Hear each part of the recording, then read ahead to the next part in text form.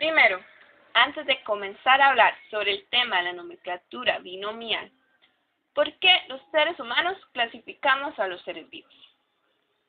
La importancia de esto es que permite estudiar la gran diversidad de los seres vivos que existen en el planeta, es decir, ordenarlos, agruparlos y ponerles nombre, es decir, clasificarlos.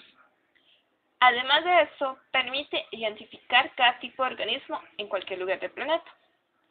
Para así, los especialistas en el campo, es decir, botánicos, biólogos o demás científicos que se dedican a estudiar las especies de seres vivos, se comuniquen entre sí y no tengan inconvenientes a la hora de hacer sus investigaciones. También, para clasificar a los seres vivos, se deben de elegir características comunes.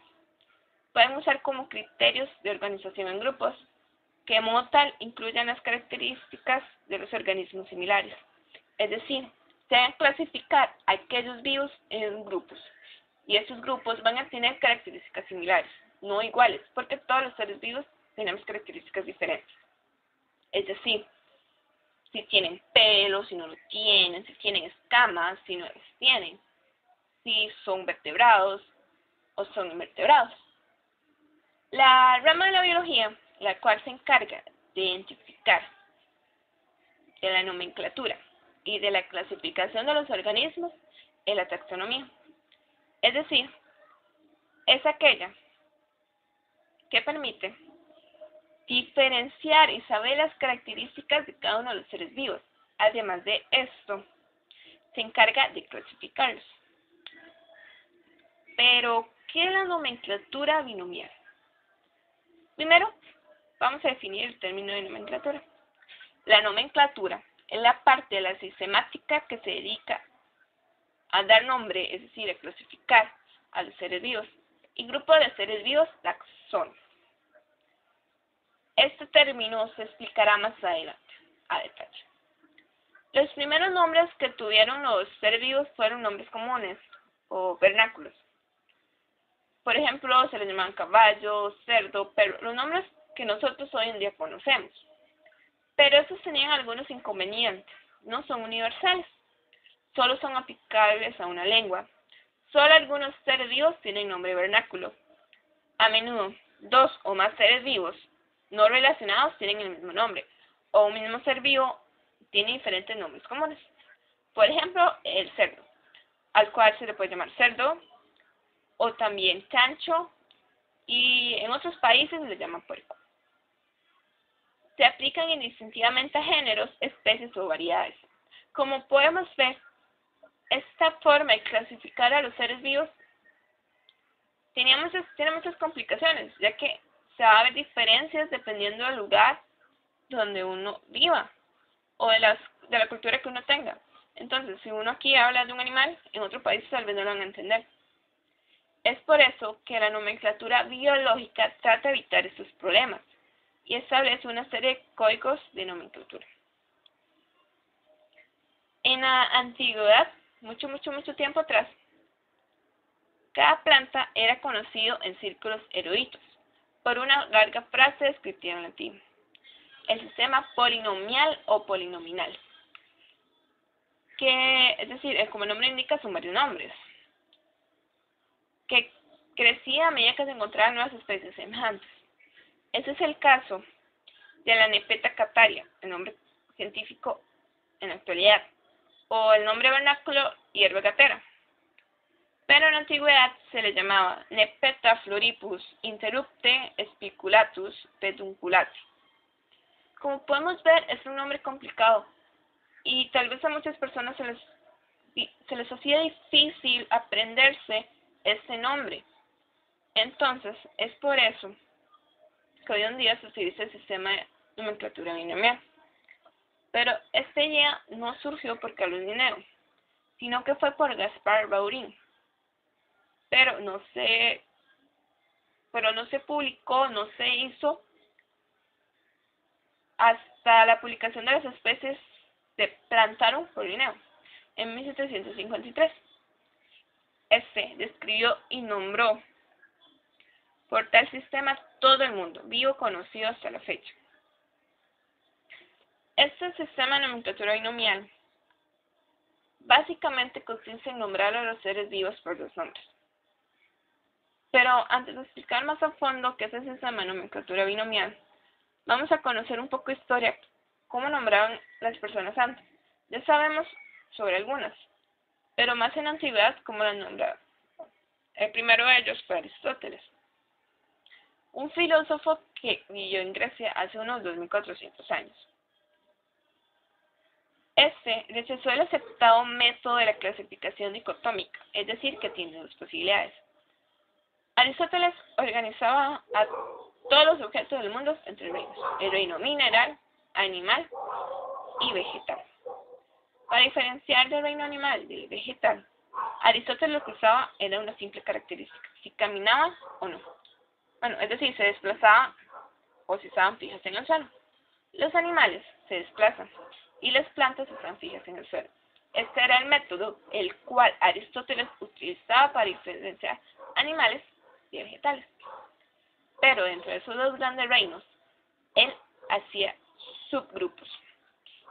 Un ejemplo de ellos es en el reino animal, que los diferenciaba o los clasificaba en dos grupos: con sangre roja y sin sangre.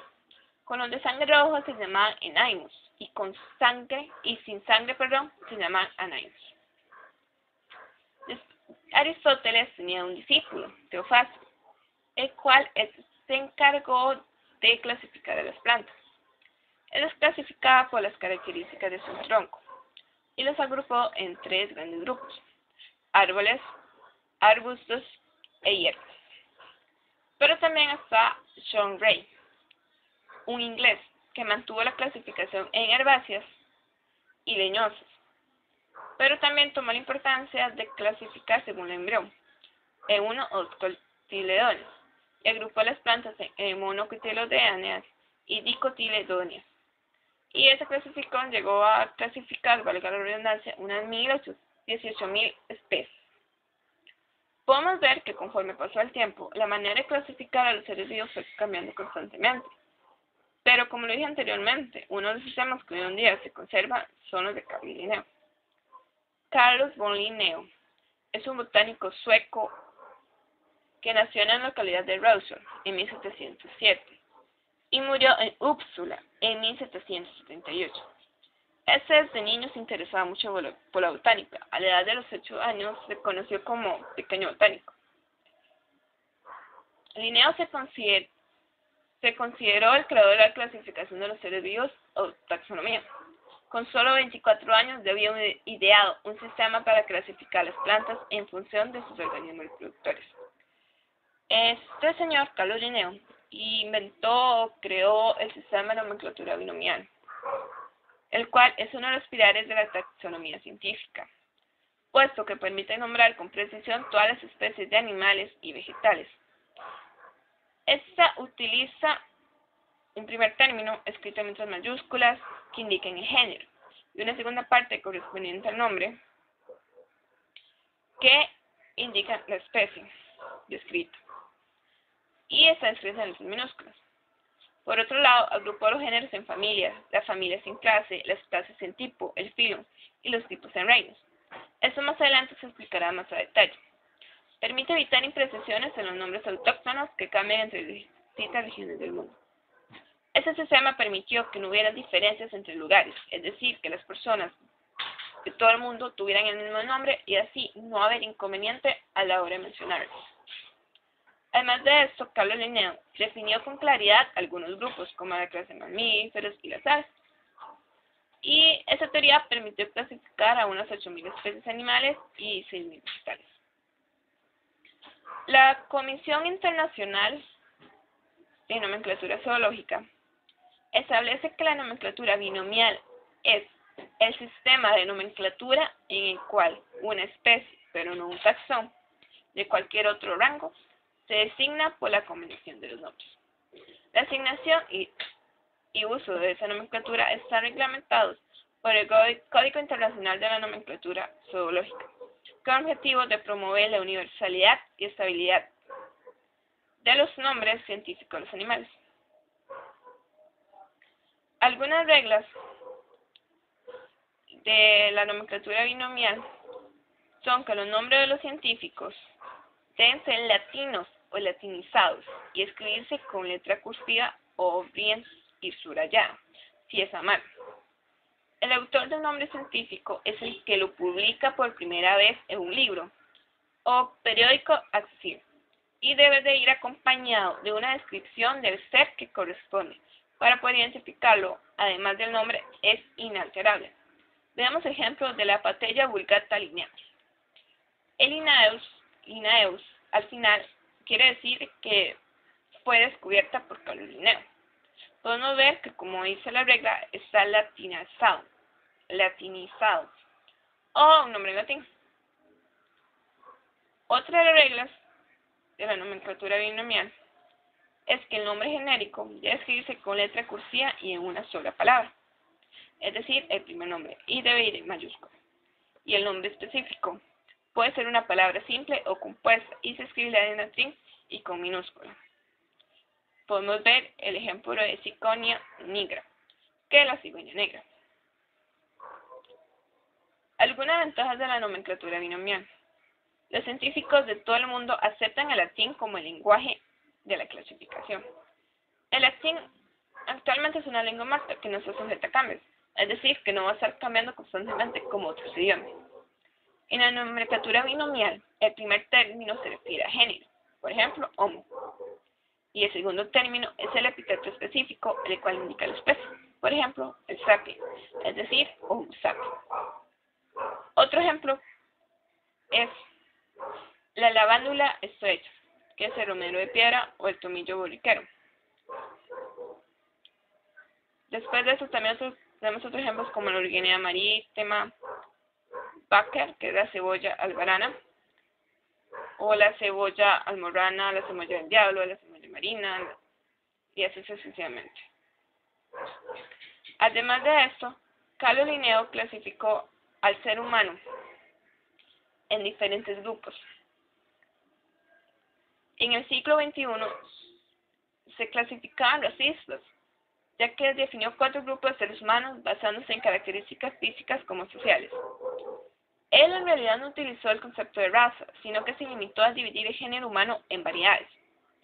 En 1758 se definió el Homo sapiens linneano como una especie diurna que cambiaba por la educación y el clima, y que comprendía según sus propias palabras las variedades. Es decir, Carlos Linneo clasificó al ser vivo según sus características físicas, las características de educación y la cultura que tuvieron. Primero clasificó al europeus, el cual era blanco, sanguíneo, musculoso, de cabellos rubios, largos y espesos, inconstante, ingenioso, inventivo y cubierto totalmente con ropas y gobernado por reyes. También clasificó el siguiente grupo, que son los americanos: colorado, colérico, de porte derecho, de piel morena y cabellos negros, lacios y espesos, con labios gruesos, fosas nasales largas, mentón casi sin barba, porfiado, contento con su suerte, amante de la libertad, pintado su cuerpo con líneas coloradas. También están los asiáticos. Los cuales son amarillos, son melancólicos, de fibras rígidas, cabello negros, ojos marrones, severo, fastuoso y avaro. Y también está el afro, que es negro, flemático, de complexión débil, con cabellos crespos, astuto, perezoso, negligente, con el cuerpo frotado con aceite o grasa. Carlos Linneo hace una diferencia.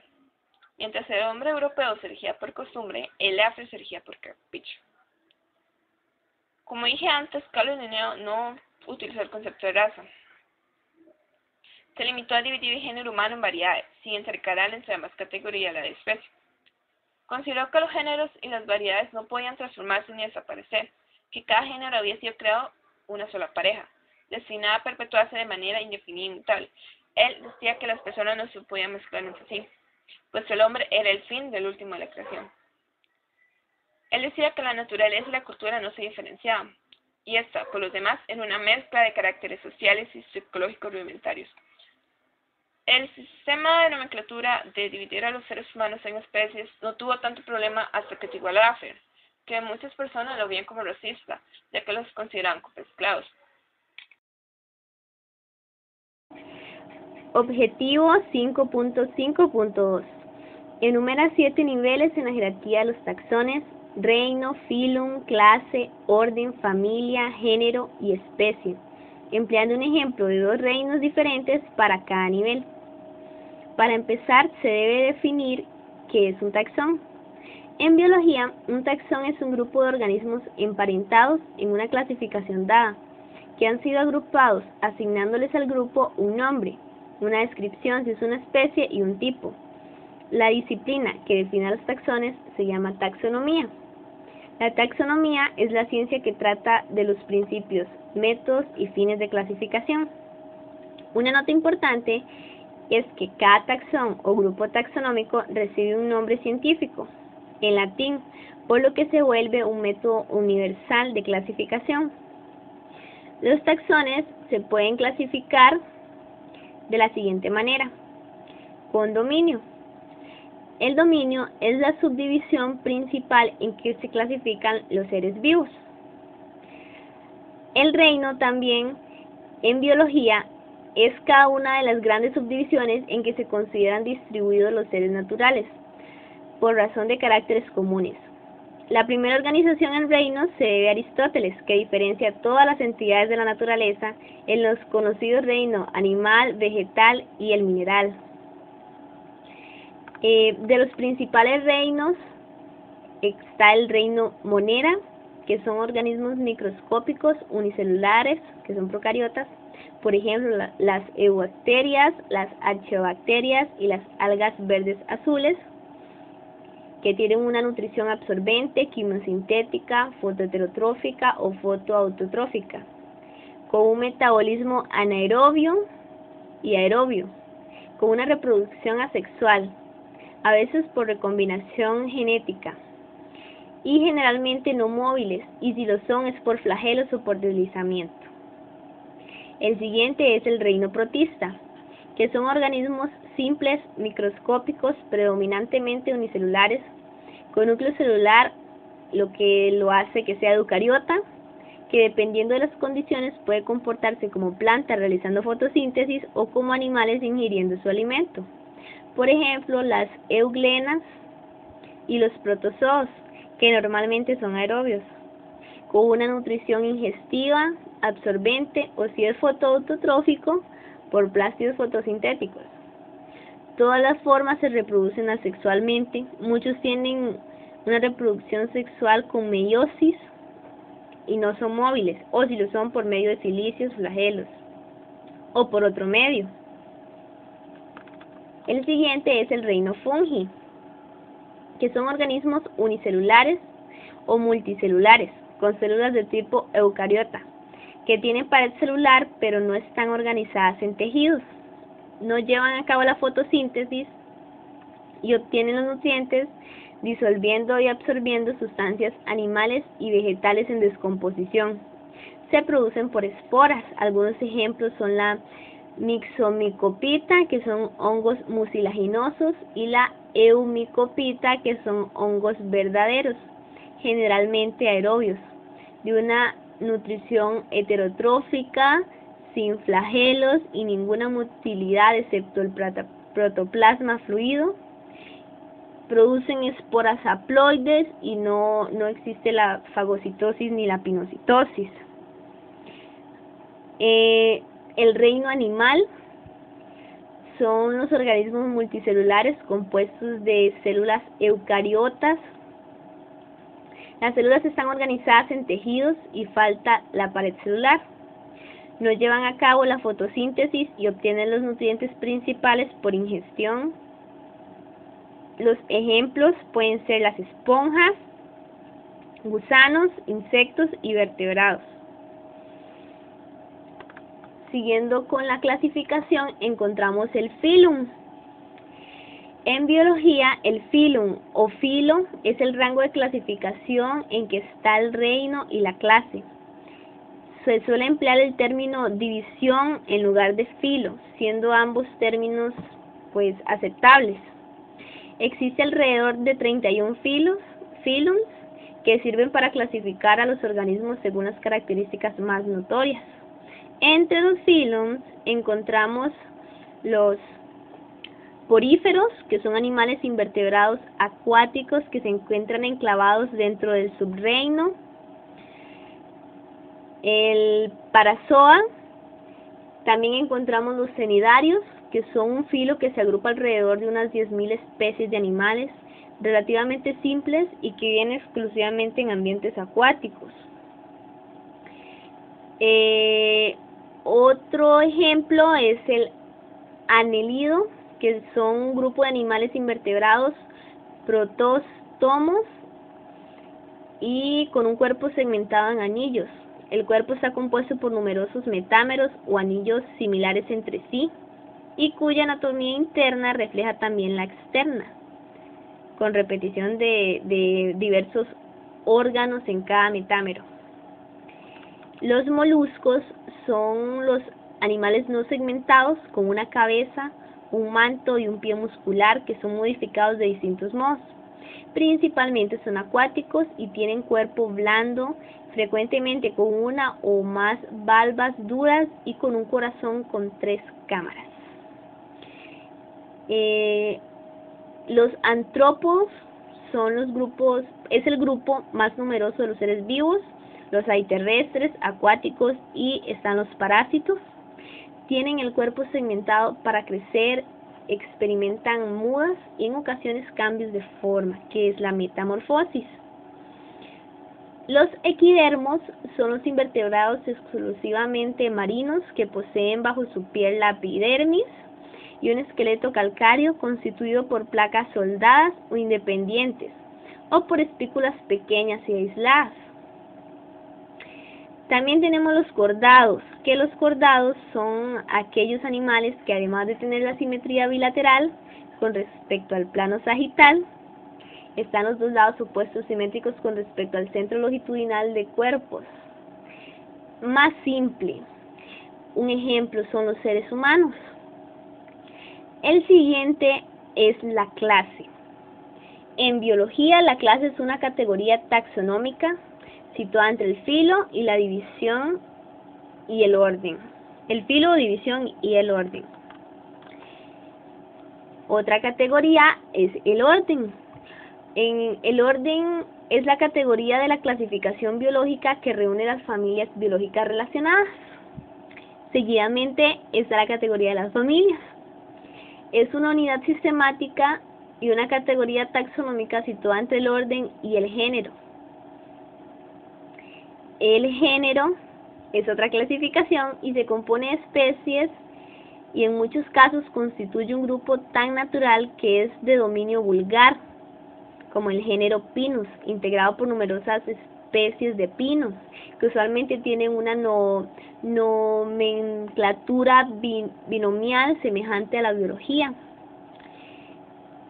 Y en especies, esta categoría denomina a cada uno de los grupos en que se dividen los géneros, es decir, la limitación de lo genérico de un ámbito morfológicamente concreto, más en palabras científicas. Se darán 2 ejemplos de 2 reinos diferentes. El primero es el de la tortuga baula. La tortuga baula es la única tortuga marina sin caparazón duro. Su nombre común en inglés significa espalda de cuero, lo cual hace referencia a la piel sin placas y suave, semejante al cuero que la cubre. Esta cubierta es apoyada y fortalecida por miles de piezas poligonales osteodérmicas. Solamente duran las primeras semanas de la vida y presentan escamas. Su piel es típicamente negra y moteada con blanco. El caparazón tiene 7 crestas o quillas prominentes con una forma aerodinámica y ligeramente flexible. Su plastrón puede variar en color y tiene 5 quillas. Esta especie tiene otros nombres comunes en español, tales como laúd, canal, tinglar, 7 quillas, entre otros. En su tamaño, la tortuga baula es la más grande de todas las especies de tortuga marina. Una hembra puede pesar aproximadamente 500 kilogramos. por lo general mide entre 130 a 175 centímetros. La cabeza es grande y puede representar hasta un 20% de la longitud del caparazón. Sus aletas delanteras son muy poderosas y no poseen uñas. La tortuga baula es la más grande de que se tiene registro. Es de un macho capturado en Gales, en Gran Bretaña, hace 15 años, con un peso de casi 1000 kilogramos y una longitud de 305 centímetros, desde la punta de la cabeza hasta el final de la cola. En su hábitat, la tortuga baula es la especie que bucea a mayor profundidad y que tiene la distribución más amplia entre todas las tortugas marinas. Un buceo típico puede tener una duración de 15 minutos y aunque muy rara vez se extiende a más de 200 metros de profundidad, se ha reportado buceos más de 1000 metros. En su dieta, la tortuga baula carece de dientes. Sin embargo, la estructura de la mandíbula en forma de W actúa como dientes y además tiene proyecciones córneas en la zona del esófago. Estas son dos características distintas asociadas a su dieta especializada de animales de cuerpos suaves, principalmente medusas. En su anidación, aunque no se sabe la edad exacta cuando llegan a la madurez sexual, varios estudios han estimado entre 9 a 14 años, con un ciclo de vida de unos 30 años o más. Las hembras realizan un promedio de 5 a 9 nidadas por año, en intervalos de 9 a 10 días. Ahora sí, ya conociendo la información acerca de la tortuga baula, se puede dar su clasificación. Su reino será el reino animal. Su filo será chordata. Dicen que los chordatas son los cordados, que significa con cuerda debido a la posesión de una estructura lineal relacionada con la columna vertebral y llamada notocorda. Son el filo de animales más conocidos, ya que en este grupo se ubican entre otros mamíferos, aves y reptiles, unos grupos pequeños pero muy conocidos. Todos los cordados poseen notocorda en alguna fase de su desarrollo, pero en el subgrupo de los vertebrados, la notocorda deriva en la columna vertebral. De todos los cordados existen formas de vida que aparentemente no parecen estar relacionadas con los vertebrados, ya que poseen cuerpos transparentes y gelatinosos, parecidos a los de las medusas. Además de poseer formas de vida inmóviles que filtran agua sujetas al sustrato, no obstante, las larvas de los organismos poseen notocorda, una morfología algo parecida a la de los peces. Molecularmente están muy próximos a los vertebrados, aunque sus fases adultas están adaptadas a unos modos de vida muy diferentes. En clase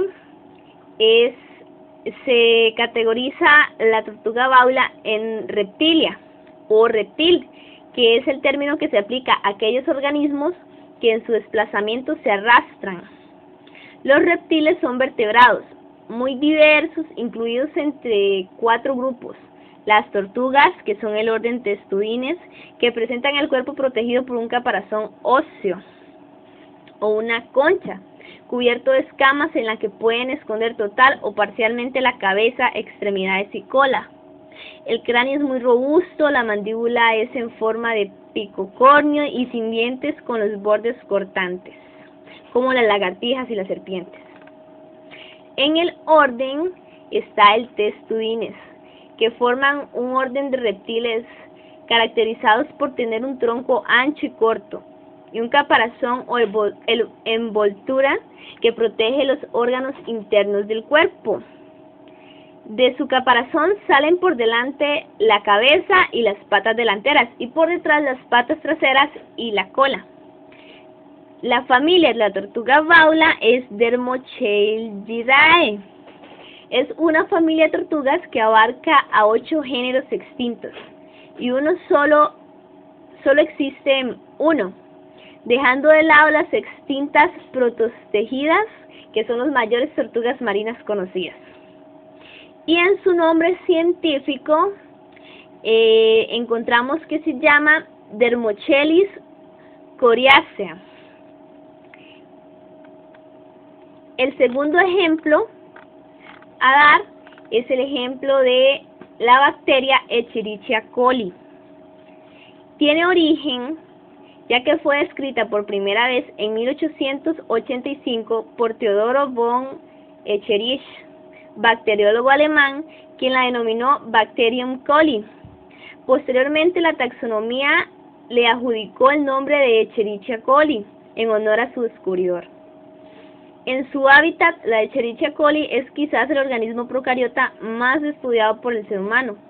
Se trata de una enterobacteria que se encuentra generalmente en los intestinos animales y por ende en las aguas negras, pero se lo puede encontrar en todos lados, dado que es un organismo ubicuo. En su función, estas y otras bacterias son necesarias para el funcionamiento correcto del proceso digestivo, además de producir las vitaminas B y K. En un bacilo que reacciona negativamente a la tinción del Gram, que es el Gram negativo, es anaerobio facultativo móvil por flagelos peritricos que rodean su cuerpo. No forma esporas y es capaz de fermentar la glucosa y la lactosa. Es una bacteria utilizada muy frecuentemente en experimentos de genética, biología molecular y biotecnología. En individuos sanos, es decir, si la bacteria no adquiere elementos genéticos que codifican factores virulentos, la bacteria actúa como un comensal formando parte de la flora intestinal y ayudando así a la absorción de nutrientes. En humanos, la Escherichia coli coloniza el tracto gastrointestinal de un neonato, adhiriéndose a las mucosidades del intestino grueso en el plazo de 48 horas después de la primera comida. En la enfermedad, la Escherichia coli puede causar infecciones intestinales y extraintestinales, generalmente graves, tales como infecciones en el aparato excretor, cititis, meningitis, peritonitis, mastitis, septicemia, neumonía y el cambio de la vida mutualista a la vida patogénica. Depende de la adquisición de ciertos genes que codifican para proteínas activadoras de la virulencia. Estos genes son transmitidos por otras cepas patógenas de una bacteria a otra o liberados en el medio de los recorridos de las bacterias. En la taxonomía encontramos que la Escherichia coli en su reino sería Monera, ya que son los organismos más abundantes en nuestro planeta. El tamaño oscila entre 1 a 10 micras, y es decir, son más pequeñas que las células eucariotas. Se estiman que hay en torno a 40 millones de células bacterianas en 1 gramo de tierra y 1 millón de ellas en 1 mililitro de agua dulce.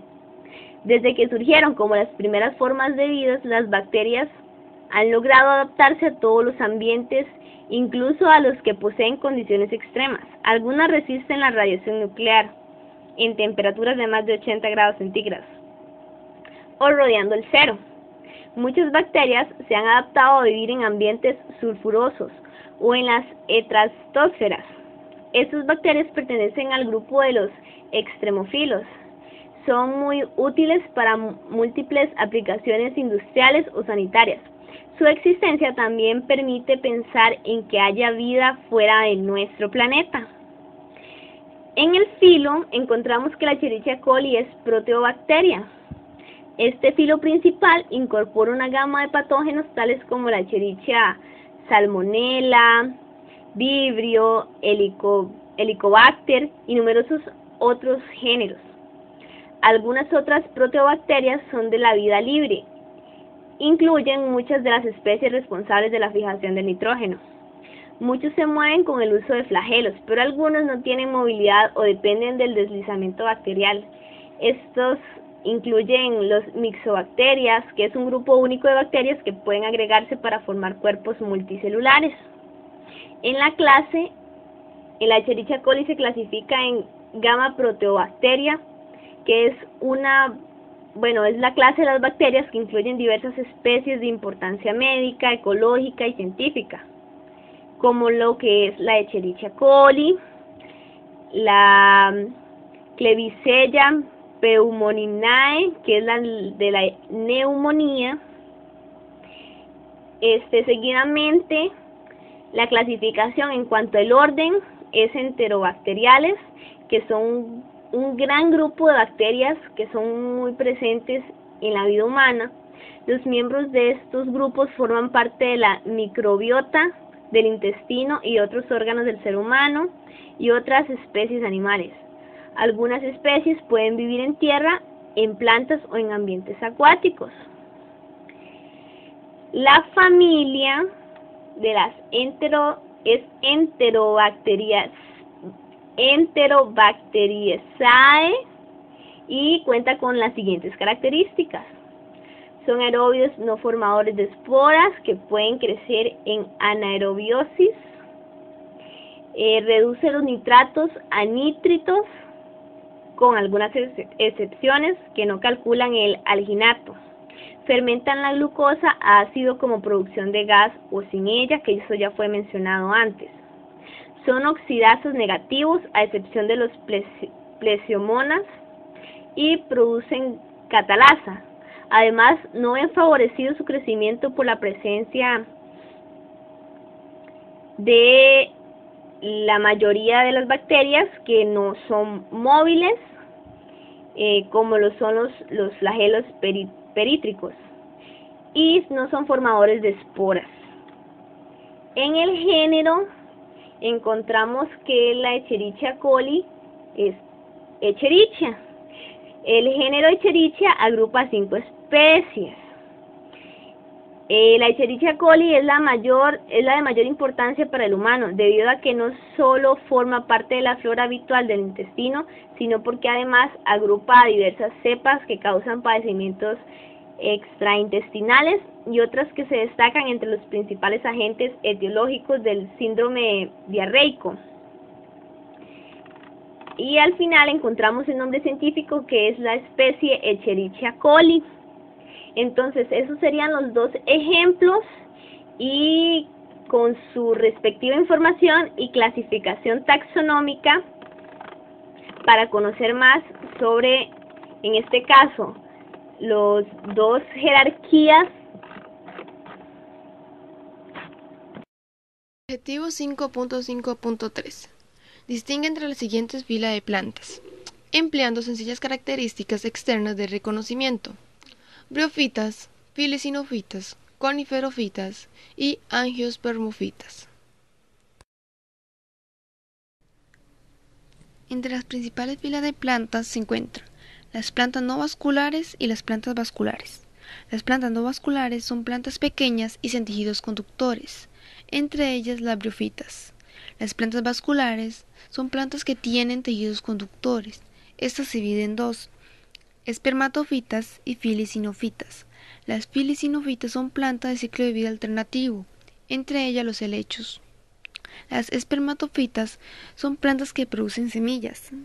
Tiene dos grupos: angiospermofitas, gimnospermofitas. Las gimnospermofitas son plantas con flores en forma de conos y semillas desnudas sin fruto, entre ellas los pinos y los abetos. Las angiospermofitas son plantas con flores y semillas en fruto. Se dividen en dos: monocotiledóneas y dicotiledóneas.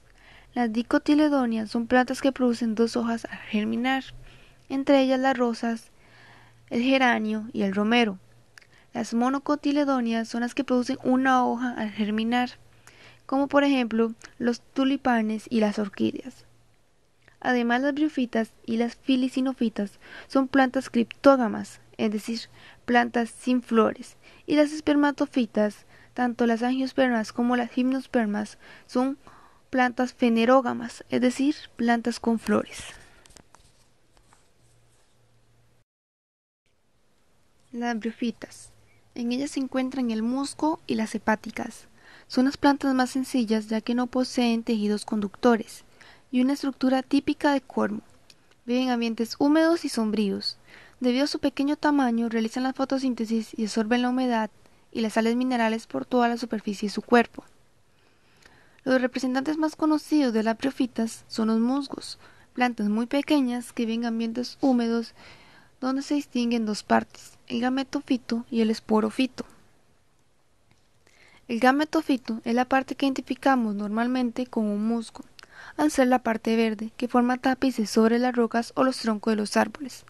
El gametofito tiene unos filamentos que fijan el musgo al sustrato y reciben el nombre de rizoides o falsas raíces.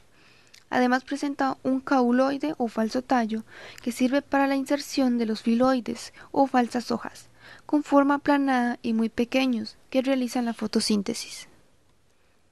El esporofito se forma sobre el gametofito y consta de un pie sobre el que se forma un engrosamiento o cápsula que cuando madura se abre liberando esporas. Las esporas son células especiales protegidas por una cubierta resistente, que se dispersan por el viento o el agua. Cuando caen en un lugar adecuado y las condiciones son favorables, germinan dando lugar a un nuevo gametofito. Filicinofitas. El grupo de las filicinofitas está formado por helechos. Comparten con las briófitas el carecer de flores, pero se diferencian de ellos porque tienen tejidos conductores. Los helechos presentan una auténtica raíz que los fija al suelo y que absorbe agua y sales minerales. Luego pueden distribuir estas sustancias por toda la planta. Por lo tanto, los helechos alcanzan un tamaño mayor que las briófitas. El tallo es un rizoma, es decir, un tallo subterráneo. De él salen las hojas que reciben el nombre de frondes. Al inicio se encuentran enrolladas en forma de espiral. Las hojas suelen ser compuestas, ya que están formadas por varias láminas unidas. En el embrión de las hojas se encuentran unos abultamientos oscuros llamados soros. En ellos se encuentran unos grupos de cápsulas que reciben el nombre de esporangios. En los esporangios se producen las esporas. Coniferofitas. El término gimnosperma significa etimológicamente semilla desnuda. Se denominan así porque producen verdaderas semillas, pero estas no están protegidas por un fruto, como ocurre en las angiospermas. Además, este término se aplica debido a que las semillas de estas plantas no se forman en un ovario cerrado. Esto es un pistilo con uno o más carpelos que evolucionan a un fruto, como ocurre en las angiospermas, sino que están desnudas, sin fruto y presentan flores vistosas.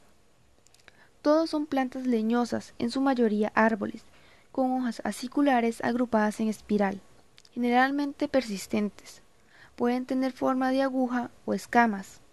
Además dan maderas blandas debido a que el xilema del tallo posee únicamente traqueadas y parenquimas leñosos y no presenta fibras ni vasos leñosos.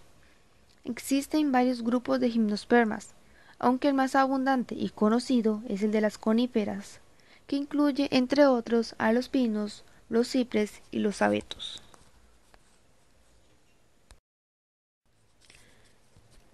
Angiospermofitas. Las angiospermofitas son un filo de plantas fanerógamas, es decir, plantas con flores, que tienen los óvulos encerrados en una cavidad denominada ovario. Cuando se produce la fecundación, el óvulo fecundado se transforma en la semilla, como en las gimnospermas, pero en las angiospermas el ovario se transforma y da lugar al fruto, cuya función es proteger la semilla y facilitar su dispersión. Presenta unas flores vistosas, tiene una gran variedad de formas en las raíces, tallos y las hojas. Las angiospermas se dividen en dos grupos, las monocotiledóneas y las dicotiledóneas. En esta imagen se presenta una comparación entre las monocotiledóneas y las dicotiledóneas. La monocotiledonia es la planta de flor verde, la cual presenta las siguientes características: órganos florales en múltiplos de 3 y una distribución aleatoria de tejidos vasculares en el tallo. Las hojas presentan una nervadura paralela, tienen un cotiledón al germinar y las raíces son adventicias fibrosas o fasciculadas. Por otra parte, la dicotiledonia es la planta de flor roja, la cual presenta las siguientes características: órganos florales en múltiplos de 4 o 5, presenta haces vasculares organizados en un anillo en el tallo. Las hojas presentan una nervadura reticulada, tienen 2 cotiledones al germinar y las raíces son pivotantes ramificadas. Seguidamente se muestra un cuadro comparativo entre la monocotiledonia y la dicotiledonia. Las dicotiledonias, como se mencionaba anteriormente, presentan raíces con ramificaciones, embriones dos cotiledones, hojas con nervadura normalmente ramificada, tallos con haces vasculares dispuestos radialmente, órganos florales normalmente 4 o 5 o múltiplos, granos de polen con 3 poros o hendiduras. Por otro lado, las monocotiledonia presentan una raíz fasciculada, embriones un cotiledón, hojas con nervaduras paralelas, tallos con haces vasculares esparcidos, órganos florales normalmente 3 o múltiplos de 3, granos de polen, un poro o hendidura.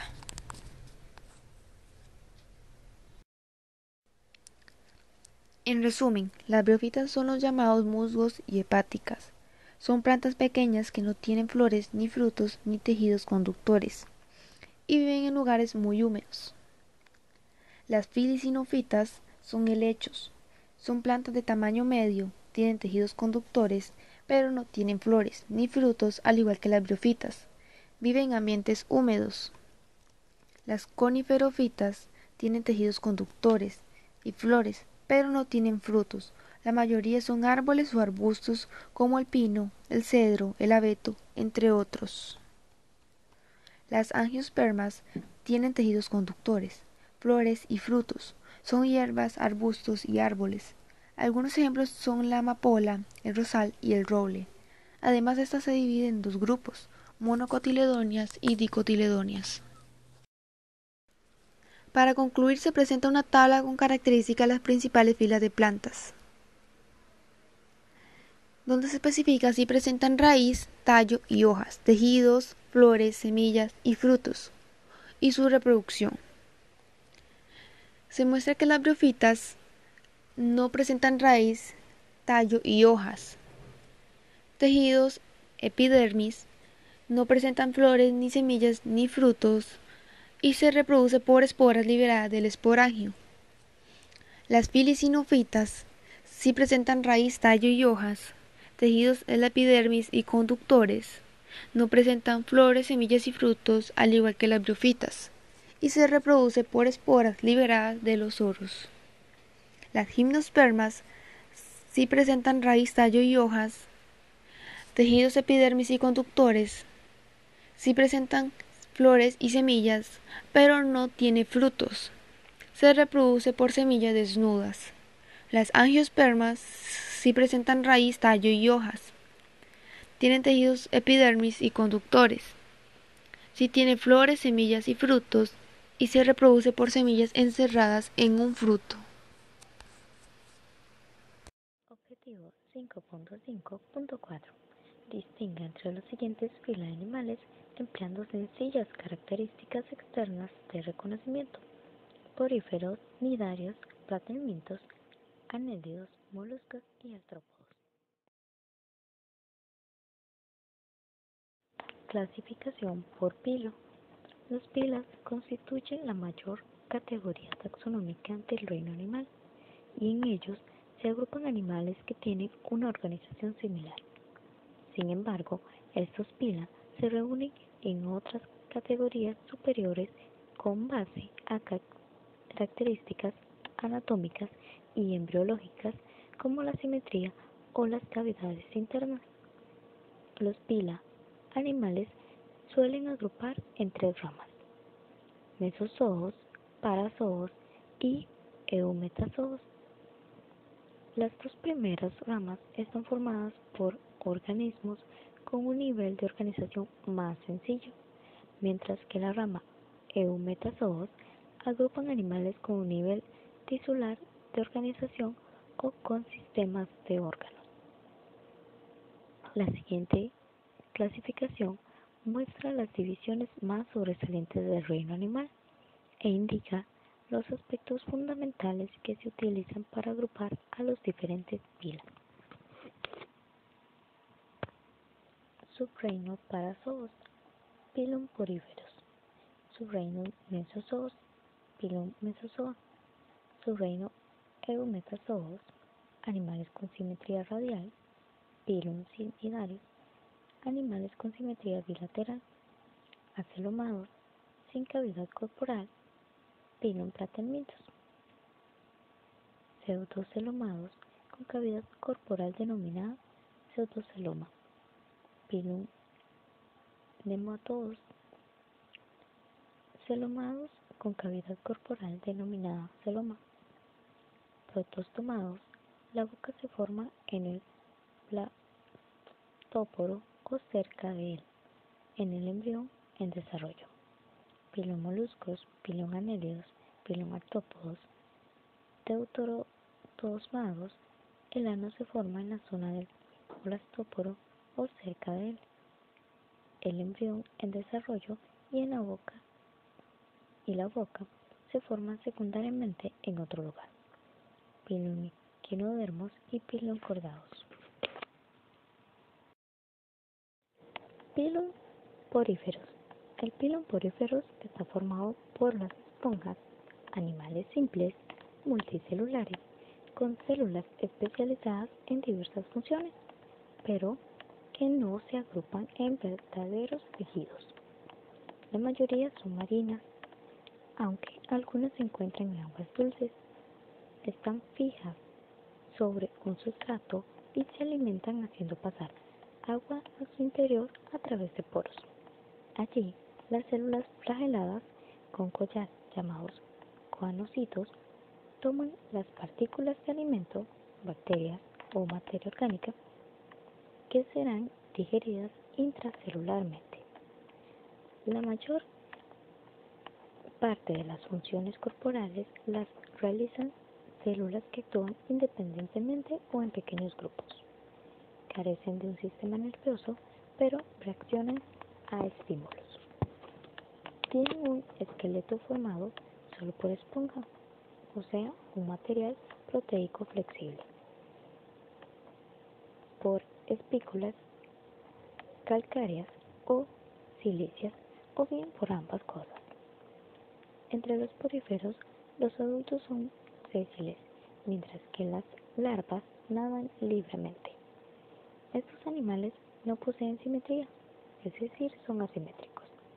Su reproducción es asexual, mediante brotación y regeneración, y también poseen reproducción sexual mediante células sexuales que se unen en el agua, es decir, fecundación externa. Pilum nidarius. Los nidarios poseen sus células organizadas en tejidos verdaderos y una cavidad general del cuerpo llamada cavidad gastrovascular o celenterón, y sus actividades son coordinadas por un sistema nervioso primitivo. El cuerpo del animal es simple, es una estructura hueca que puede tener la forma de pólipo o medusa. El pólipo es normalmente sésil y la medusa es móvil.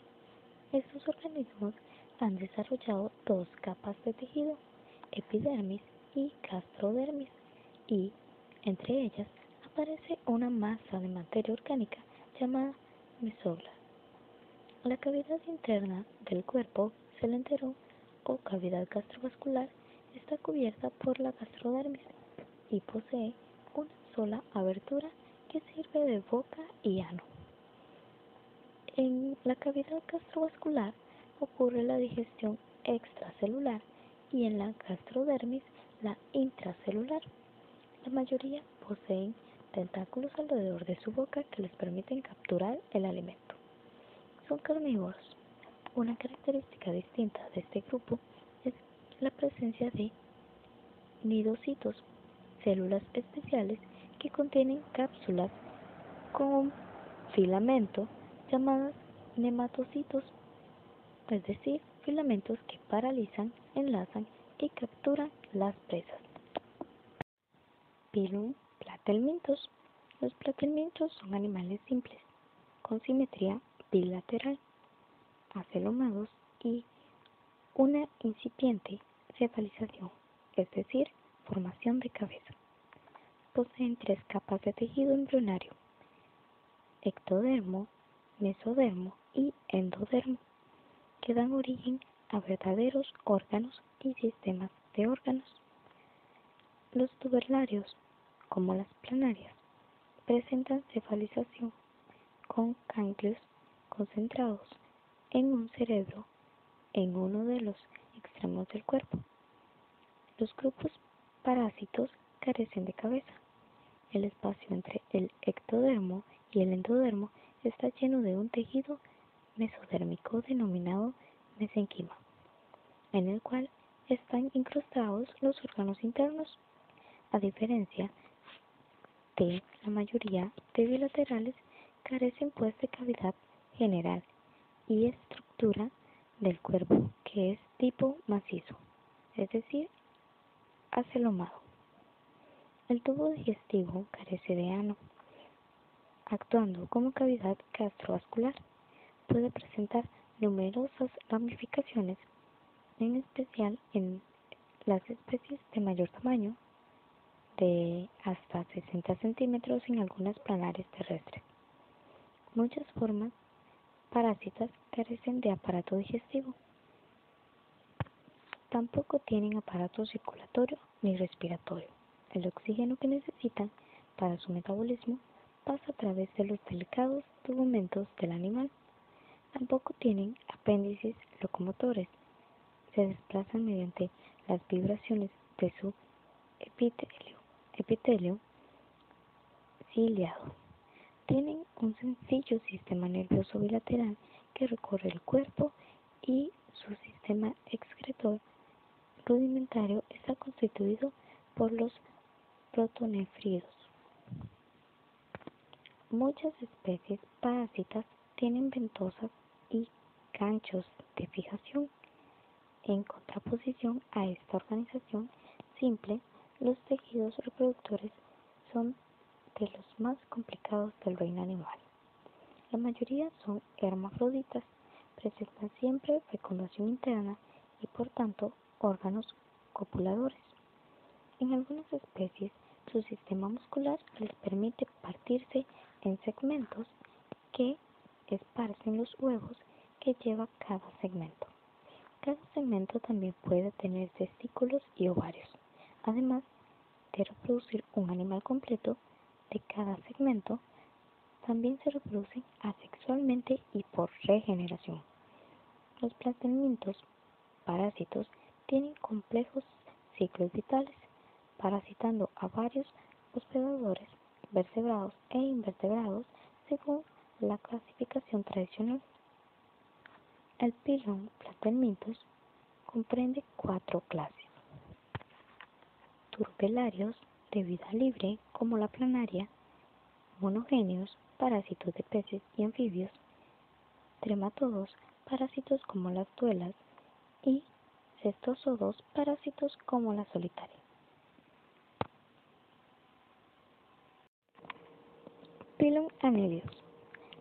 Las conocidas lombrices de tierra, los gusanos de mar y las sanguijuelas pertenecen al grupo de los anelios. Estos animales son celómagos, de simetría bilateral y cuerpo dividido en segmentos tanto externa como internamente. Cada segmento recibe el nombre de metámero. En cada segmento se encuentran los órganos digestivos, reproductivos, nerviosos y excretores. Los órganos internos están protegidos por un líquido que funciona como esqueleto hidrostático en el celoma. El cuerpo puede estar cubierto por una cutícula húmeda y delgada sobre un epitelio que contiene células glandulares y sensitivas. Suelen presentar además quetas o cerdas, que son apéndices que facilitan el desplazamiento del animal. El tubo digestivo completo se extiende a lo largo de todo el cuerpo, comenzando en una boca y concluyendo en el ano. El sistema circulatorio es cerrado, es decir, la sangre es bombeada por el corazón y corre exclusivamente por vasos. La respiración es cutánea o por branquias o estructuras llamadas parópodos, que además cumplen función locomotora. El sistema excretor elimina los desechos del celoma y del sistema circulatorio directamente al exterior. La reproducción es generalmente sexual y la fecundación se realiza en el agua o en un medio húmedo. Los poliquetos presentan sexos separados, mientras que los gusanos de tierra y las sanguijuelas suelen ser hermafroditas. La mayoría de los anélidos se desarrollan a través de una larva ciliada de vida libre llamada trocófera. El pilum de los anélidos comprende tres grandes clases: clase oligoquetos, lombrices de tierra; clase poliquetos, gusanos marinos; y clase hirudenios, sanguijuelas. Pilum moluscos. Los moluscos forman uno de los grandes filos del reino animal. Son invertebrados, protóstomos, celomados y segmentados, de cuerpo blando, desnudo o protegido por una concha. Los moluscos son los invertebrados más numerosos después de los artrópodos e incluyen formas tan conocidas como las almejas, ostras, calamares, pulpos, babosas y una gran diversidad de caracoles, tanto marinos como terrestres. Poseen un cuerpo blando, rodeado de una estructura dura, la valva o concha, que a veces se ubica en el interior del cuerpo. Otro órgano característico de los moluscos, el pie, muestra una enorme plasticidad evolutiva. Está dotado de una musculatura compleja y potente. Se supone que primitivamente era reptante, pero ha experimentado una gran diversificación, originando el pie excavador de los bivalvos, el pie escindido de tentáculos o los cefalópodos, entre otros. La mayoría de los moluscos posee un órgano denominado rádula, que es una estructura localizada en la boca que presenta numerosos dientes. La rádula es utilizada para conseguir el alimento raspando el sustrato. Sus formas de alimentación son enormemente variadas. Pueden ser fitófagos como las lapas o los caracoles terrestres, carnívoros como los conos, filtradores como las almejas, detritívoros, etc. La variedad de formas, tamaños, tipos de vida y ciclos vitales es extraordinaria. Basta con comparar un mejillón, un caracol y un calamar. Pero la organización de todos los moluscos sigue un plan fundamental. El patrón básico de un molusco consiste en un organismo de cuerpo blando, oval, con simetría bilateral y una concha convexa en forma de sombrero chino, ausente o interna en algunos grupos.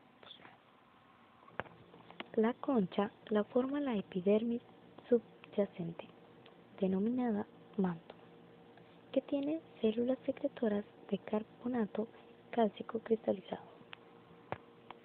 El manto también secreta una sustancia quitinosa de composición compleja que se deposita sobre el substrato calcáreo, formando un estrato orgánico esencial para evitar la disolución de la concha en ambientes ácidos. En la parte posterior, el manto forma una cámara denominada cavidad paleal, donde se alojan las branquias, que tienen una estructura muy característica en forma de peine cenidio, y donde desembocan los nefridios y el ano. En los gasterópodos terrestres, la superficie interna de la cavidad paleal está muy irrigada y el intercambio gaseoso se produce a través del epitelio de manera que actúan como un pulmón. La epidermis de los moluscos está recubierta de silicio y posee un gran número de glándulas productoras de moco. La reproducción de los moluscos es respectivamente sexual. Pueden ser unisexuados o hermafroditas, y en este caso, simultáneos o consecutivos, con capacidad de autofecundación o sin ella. La fecundación puede ser externa o interna, con frecuencia mediante espermatóforos, o sea, sacos llenos de espermatozoides. Los moluscos se relacionan filogenéticamente con los anélidos. Ambos grupos comparten la misma forma larval, trocófora. En la mayoría de los moluscos, la larva trocófora da lugar a la larva pelígera más desarrollada, en la que se puede ya observar el pie, la concha y otras estructuras. Finalmente, la larva belígera desciende al fondo y sufre una metamorfosis para adoptar el hábitat bentónico típico del adulto. Los cefalópodos y los gasterópodos terrestres y de agua dulce tienen siempre desarrollo directo. La clasificación de los moluscos es la siguiente. 1. Clase Aplacópora, Solenogaster. 2. Clase Monoplacópora, Neopilina. 3. Clase Poliplacópora, Quitones. 4. Clase Capópoda, Colmillo de mar. 5. Clase Bivalvia. 6. Clase Cefalópoda. Y 7. Clase Gastrópoda.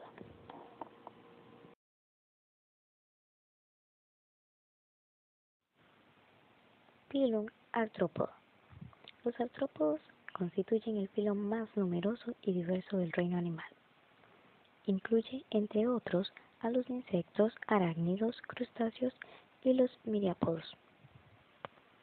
Hay más de 1.000.000 de especies descritas, insectos en su mayoría, que representan el 80% al menos de todas las especies animales conocidas. Varios grupos de artrópodos están perfectamente adaptados a la vida en el aire, igual que los vertebrados amniotas llamados aves, y a diferencia de todos los demás filón animales, que o son acuáticos o dependen en gran medida del agua. Estos pueden prescindir casi totalmente de ella. Su anatomía, su fisiología y su comportamiento revelan un diseño simple, pero admirablemente eficaz. A pesar de su variedad y su disparidad, los artrópodos poseen en común características morfológicas y fisiológicas fundamentales. Dos de sus rasgos más llamativos están relacionados entre sí, y es que se sostienen por un esqueleto externo o exoesqueleto, y sus extremidades, en consecuencia, son apéndices articulados. Este último rango es el que justifica el nombre de grupo. La otra característica notable es su segmentación o metamería, por la cual su cuerpo aparece construido por módulos repetidos a lo largo. Por este carácter se les relacionó con los anélidos, aunque ahora se admite en general que es un caso de convergencia evolutiva. Algunas características generales de este grupo son: 1. Presentan un exoesqueleto de quitina, es decir, esqueleto externo que brinda protección y permite que los moluscos se fijen fuertemente. y patas articuladas que favorece el desplazamiento. Tienen el cuerpo segmentado en metamerizado, con tendencia a la fusión de algunos metámeros para formar diferentes regiones o tagmas. Por ejemplo, en los insectos, cabeza, tórax y abdomen, cada metámero tiene, si no ha reducido, un par de apéndices articulados. Tiene simetría bilateral. El cuerpo está dividido en segmentos muy especializados y con sistemas sensoriales muy perfeccionados. 4. El sistema nervioso está constituido por un cordón ventral con un par de ganglios por metámero. Está altamente desarrollado, lo que facilita movimientos rápidos y precisos, así como la detección inmediata del peligro o del alimento. 5. Su sistema digestivo es completo, con piezas bucales adaptadas a diferentes formas de alimentación, como la masticación o la succión. Hay en este último aspecto dos grandes grupos, los mandibulados y los quelicerados. 6. Poseen un sistema circulatorio abierto de tipo lagunal, con espacios bañados por hemolinfa. La respiración es branquial o cutánea en los acuáticos y tranquial en los terrestres. En el caso de los arácnidos hay además filotranquias, es decir, pulmones. 8. Algunos son terrestres, otros acuáticos, y los hay que son parásitos de otros animales, principalmente de vertebrados. 9.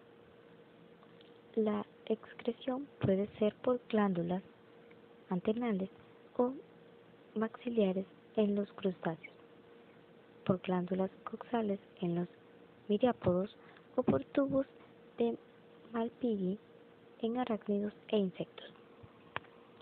El exoesqueleto de los artrópodos está constituido por 3 capas: la cutícula, la epidermis, que segrega la cutícula, y la membrana basal.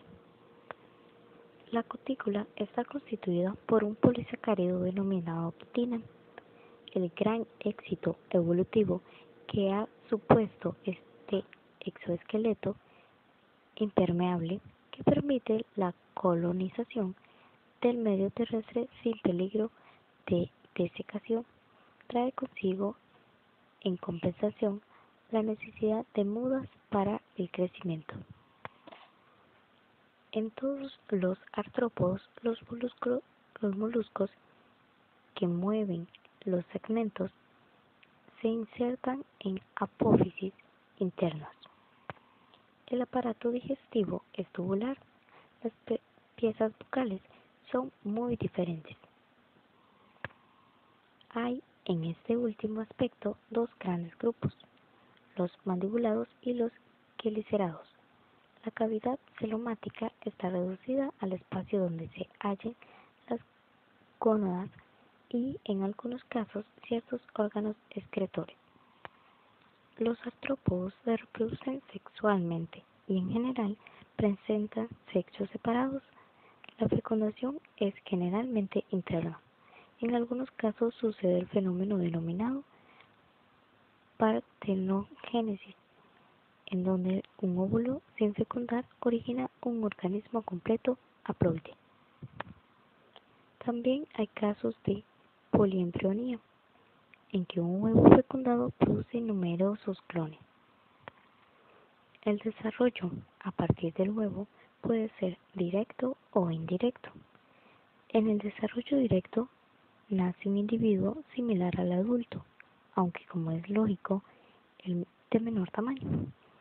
En el desarrollo indirecto nace una larva que implica una serie de cambios profundos denominados metamorfosis.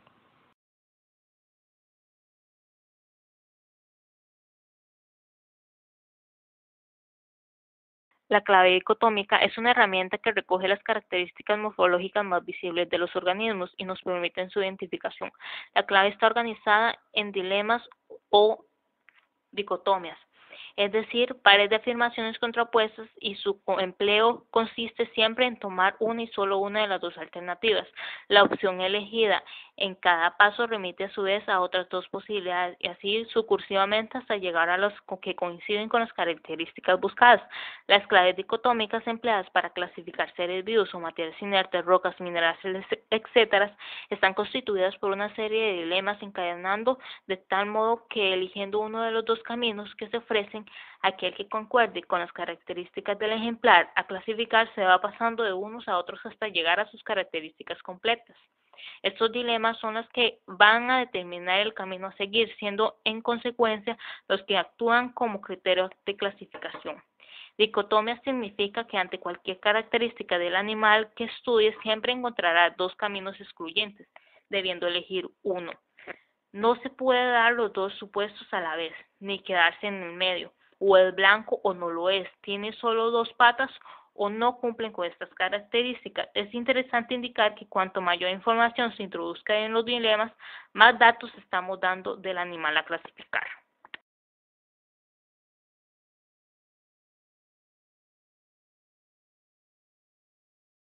A continuación se va a realizar el ejemplo de una clave dicotómica usando la especie del sapo. La primera pregunta sería, ¿tiene pelo? Si decimos que sí, se va a clasificar como mamífero, pero ya sabemos que el sapo no tiene pelo. Entonces esto nos lleva a otra pregunta. ¿Tiene plumas? Si decimos que sí, se clasificaría como ave. Pero ya sabemos que el sapo no tiene plumas. Esto nos llevaría a la siguiente pregunta. ¿Tiene aletas? Habrían dos respuestas, sí o no, pero ya sabemos que el sapo no tiene aletas. Entonces nos llevaría a la siguiente pregunta, ¿cómo es su piel? Si su piel es con escamas, se clasificaría como reptil, pero ya sabemos que el sapo no tiene escamas, entonces se clasifica como anfibio. A continuación se va a presentar otro ejemplo de clave dicotómica, pero en este caso usando 8 organismos: la mariquita, garrapata, mariposa, libélula, cucaracha, insecto de palo, lombriz de tierra y sandijuela. Estos se van a dividir en los que presentan patas y carecen de patas. Los que presentan patas son la mariquita, garrapata, mariposa, libélula, cucaracha e insecto de palo. Estos se dividen en los que presentan 6 patas y los que presentan más de 6 patas. Los que presentan 6 patas son la mariquita, mariposa, libélula, cucaracha e insecto de palo. Y los que presentan más de 6 patas son la garrapata. Ahora bien, los que se presentan 6 patas se van a dividir en los que poseen patas modificadas para salto, que como vemos no hay ninguno, y los que no poseen patas modificadas para salto, que se encuentran la mariquita, mariposa, cucaracha e insecto de palo. Ahora nos vamos a los que carecen de patas. Los que carecen de patas son la lombriz de tierra y sandijuela. Estos se dividen en los que presentan anillos a lo largo del cuerpo, que se encuentran la sandijuela y lombriz de tierra. Y los que no presentan anillos a lo largo del cuerpo, que como vemos no hay ninguno.